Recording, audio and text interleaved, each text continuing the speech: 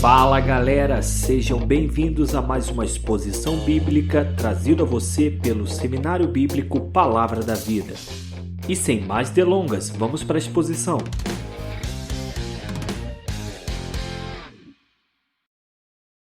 É interessante como duas doutrinas das mais fundamentais e essenciais, não apenas para a teologia, quanto para a própria subsistência da igreja, foram muito questionadas ao longo da história e tiveram que ser defendidas ou reafirmadas em diversos períodos ao longo dessa história.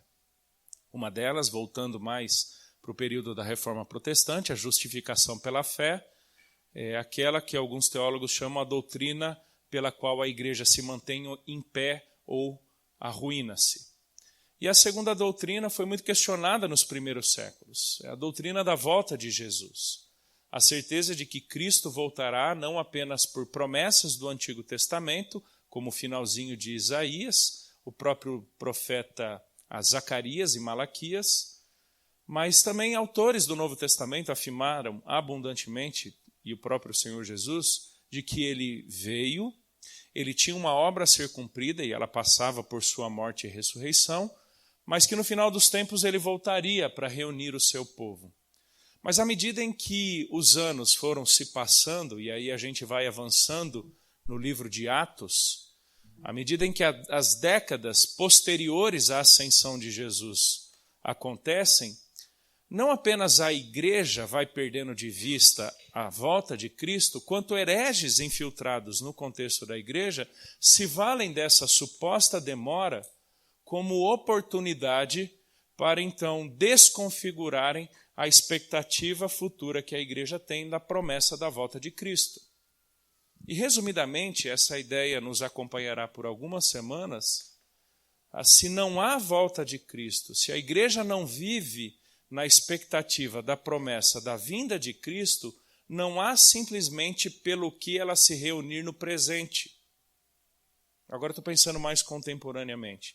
Porque em nada ela será diferente de uma ONG, de uma associação de bairro ou de um Rotary Club.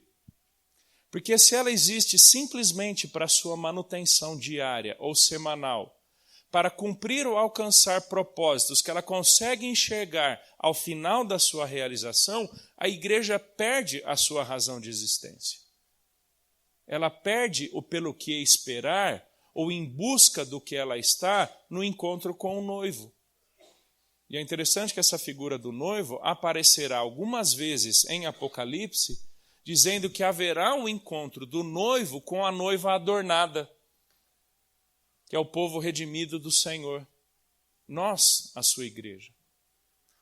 E essa foi a heresia que mais agressivamente os hereges ali no contexto de 2 Pedro a plantaram naquela comunidade, não apenas naquela, Judas também vai mencionar isso, Tiago vai mencionar isso na sua carta, de que heresias estavam sendo infiltradas na comunidade, questionando a certeza da volta de Jesus Cristo. Então abra sua Bíblia lá, em 2 Pedro, capítulo 3, depois de um capítulo muito extenso e muito pesado, talvez um dos mais pesados de toda a Bíblia, sobre falsos mestres, hereges, a pessoas reservadas para a condenação eterna e futura, que é o capítulo 2 de 2 Pedro, Pedro começa da seguinte forma o verso 1, Amados, esta é agora a segunda epístola que vos escrevo.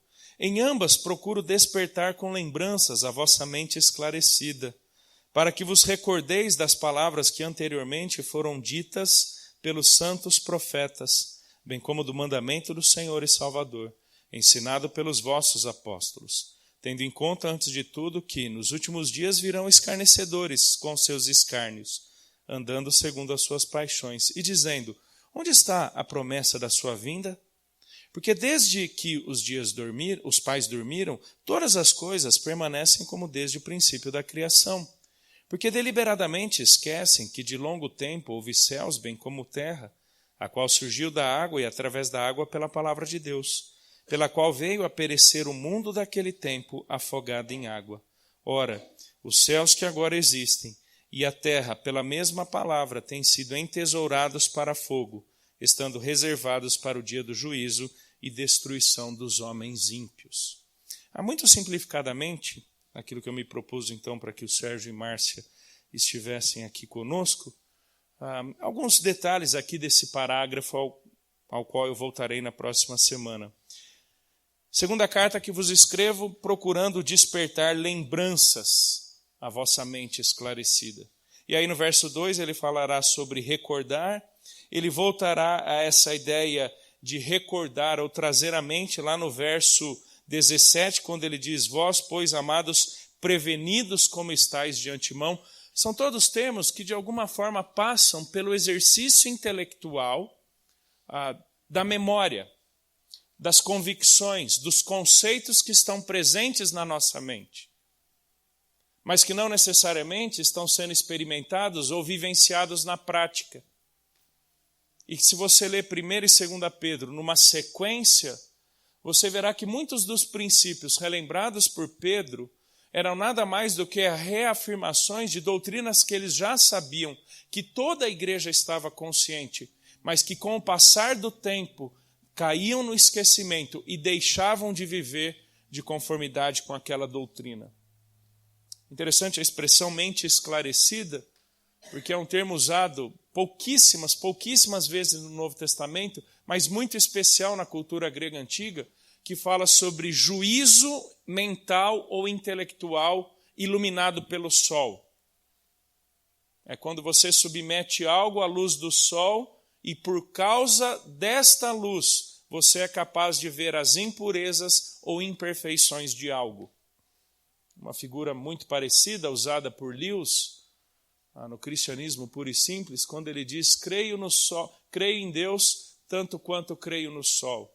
Não apenas porque eu vejo, quanto por meio dele vejo todas as outras coisas. Isso é o sol. Nós não apenas o vemos, como por meio dele somos capazes, na sua iluminação, de ver todas as outras coisas. E essa mente esclarecida dos crentes era o suficiente ou necessário para julgarem, então, suas vidas a partir daquilo que eles viam. E, no caso, era a certeza da volta de Jesus. Como se por causa dessa doutrina ou por causa dessa certeza, cada uma das ações, cada uma das expectativas deles fizesse sentido no presente. Nós, lamentavelmente, vivemos muito aquela ideia de que Jesus nos salvou para levar para o céu, como se fosse a única ou a razão última da nossa redenção, apenas ir para o céu. Se isso for exclusivo como propósito da salvação, então Deus deveria ter nos matado imediatamente após a nossa conversão. Porque se a razão única da nossa salvação é estar eternamente com Deus, que Ele nos leve logo. Mas quando você lê a Bíblia, você vê que isso não é a razão única. Que Deus tem um propósito, uma razão para nós no tempo presente. É aquilo que Paulo fala em Tito 2, é a graça que se manifesta salvadora para nos garantir uma redenção eterna, mas também um novo propósito presente.